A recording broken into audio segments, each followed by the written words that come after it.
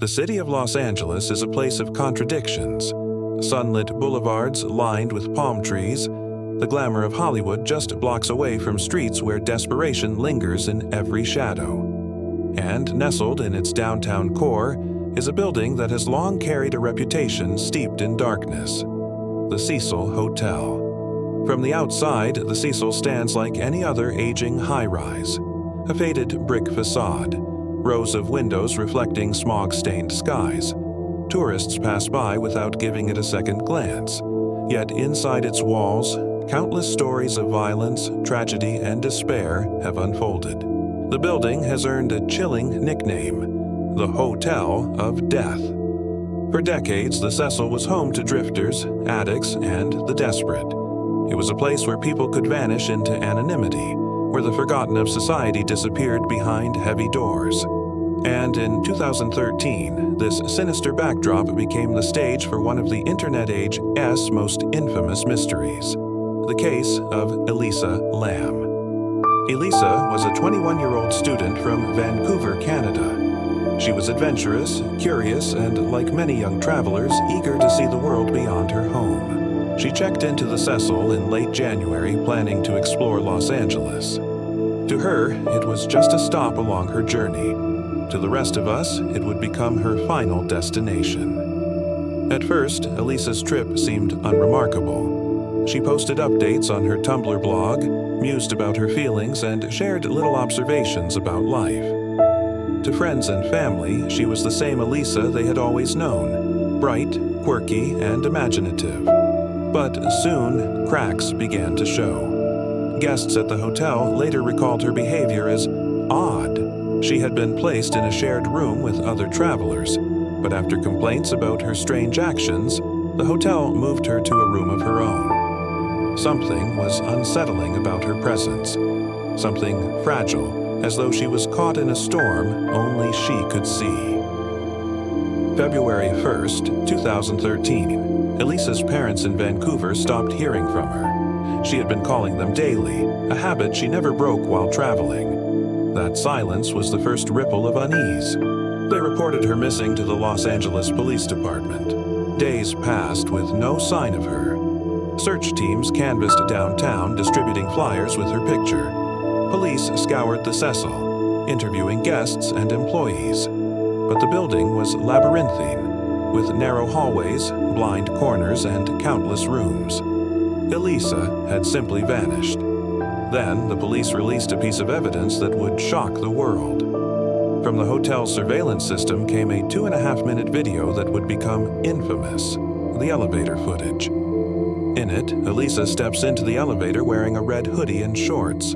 She presses multiple buttons, then retreats to the corner as though hiding. She leans forward, peeks outside, then darts back.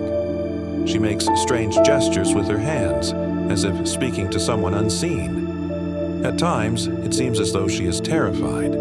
At others, she appears playful, almost childlike. The elevator doors remain inexplicably open as she moves in and out. Finally, Elisa steps out of frame. The doors close, and the elevator resumes normal function. That was the last confirmed sighting of her alive. The video spread across the internet like wildfire. Millions watched, dissecting every movement, every gesture, searching for answers. Was Elisa running from someone, talking to someone out of view, or was something far more sinister unfolding? As days turned into weeks, the mystery deepened. Guests at the Cecil began to complain about something unusual. Their showers and sinks sputtered with low water pressure. Some said the water looked dark or even tasted strange. It was a complaint that would lead to the most horrifying discovery of all. On February 19th, a hotel maintenance worker climbed to the roof to inspect the water tanks. These massive containers supplied water to the entire building. Inside one of them, floating face up, was the body of Elisa Lam. The news sent shockwaves through Los Angeles and beyond. The girl who had vanished in the shadows of the Cecil had been there all along, hidden in the very water the guests had been drinking. The image was grotesque, nightmarish, and unforgettable. Police cordoned off the rooftop, but questions emerged immediately. How had Elisa reached the roof? The access doors were locked and alarmed. How had she climbed the tanks with their heavy lids and steep sides? And most chilling of all, how had no one noticed until now? Witness accounts did little to clarify matters. Some claimed to have heard strange noises in the nights leading up to the discovery. Others swore they had seen Elisa wandering the halls. But the Cecil was filled with transient guests, unreliable witnesses, and conflicting testimonies. Truth dissolved into rumor. The community and media erupted in speculation. Some blamed negligence by the hotel. Others whispered of foul play. The Cecil's notorious history, once home to serial killer Richard Ramirez, the Night Stalker, fueled whispers of paranormal involvement. Conspiracy theories flourished. Investigators pressed forward. The Los Angeles County coroner performed an autopsy. Weeks later, the report was released. Elisa had died by accidental drowning. No evidence of trauma. No drugs or alcohol in her system, except prescription medications for her bipolar disorder. The conclusion was stark. Her mental illness had contributed to her death. But many were unsatisfied. The idea that Elisa had, in a manic state, somehow made her way past locked doors, scaled a water tank, and climbed inside, a feat even sober, stable adults would struggle with, seemed implausible to many. Suspicions turned toward hotel staff. Did someone help her onto the roof? Did someone push her into the tank? Yet no evidence tied employees to wrongdoing. Others speculated a guest may have been involved. But again, no proof. Theories stretched from the rationale to the supernatural. Online forums exploded with debate. Some insisted the elevator video showed Elisa communicating with a ghost. Others believed she was being stalked and trying to hide. Still others claimed she was under the influence of an unknown hallucinogen. Theories piled up, but certainty remained elusive. As the case gained global attention, the LAPD came under fire. Critics accused them of sloppy investigation. Why hadn't they searched the water tanks earlier? Why had they dismissed the possibility of foul play so quickly? For the public, trust in the authorities eroded further. By spring, the official narrative had solidified. Elisa Lam Aki's death was a tragic accident brought on by her bipolar disorder. But the internet refused to let the case rest.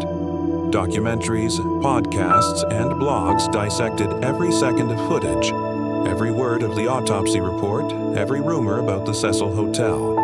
Paranormal investigators flocked to the site, certain the hotel's dark energy had played a role. Others argued the case highlighted society's failure to understand and support those struggling with mental illness. Elisa's family, devastated, struggled with the lack of closure. They sued the hotel for negligence, claiming it had failed in its duty to protect guests. But the court dismissed the case, ruling the tragedy unforeseeable. In the years that followed, Elisa's story became something larger than the sum of its details. It became a modern urban legend, one that blurred the lines between true crime, internet folklore, and horror. The Cecil Hotel itself became infamous, a tourist attraction for the macabre. Yet beneath all the theories and speculation lies a heartbreaking truth. Elisa Lam was a young woman with dreams and struggles, who left home to see the world. Her life ended not in the safety of a hostel bed, but in the cold, dark water of a rooftop tank. Her story is a reminder of how quickly mystery can eclipse humanity. Beneath the endless theories was a daughter, a sister, a friend, lost to circumstances no one fully understands. And so the questions remain. Did Elisa climb into the tank herself, overwhelmed by her illness? Was there a sinister hand guiding her to her death? Or did the walls of the Cecil, soaked in decades of despair, claim yet another soul? The case of Elisa Lam endures because it is unsolvable in the way that matters most. The footage, the evidence, the official reports, they all tell pieces of a story. But they do not reveal the full truth. Late at night, some say the Cecil still whispers with the echoes of its past. that the building itself is haunted by the lives lost within. Perhaps Elisa's restless spirit is among them, forever trapped between mystery and memory. Her name lives on, etched into the fabric of internet history, immortalized in documentaries and whispered conversations. But to those who knew her, she was more than a mystery. She was Elisa, a young woman who never got to finish her journey. The Cecil Hotel has since been rebranded, its doors closed and reopened, but its legacy remains untouched. To this day, its rooftop water tanks stand as silent sentinels, reminders of a story that still defies explanation. And so, the elevator doors close. The screen fades to black, but the haunting image of Elisa Lam pressing those buttons, peeking into the hallway as though she sees something we cannot, remains forever burned into our minds. Some mysteries fade with time, others grow stronger in the shadows. Elisa Lam's story is one of those that lingers, echoing like a question that will never be answered. In the end, we are left not with certainty but with a haunting image and the chilling thought that sometimes the darkest mysteries are the ones closest to us, in the places we think are safe, in the stories we think we understand, and in the lives of those who seem like they could be any one of us.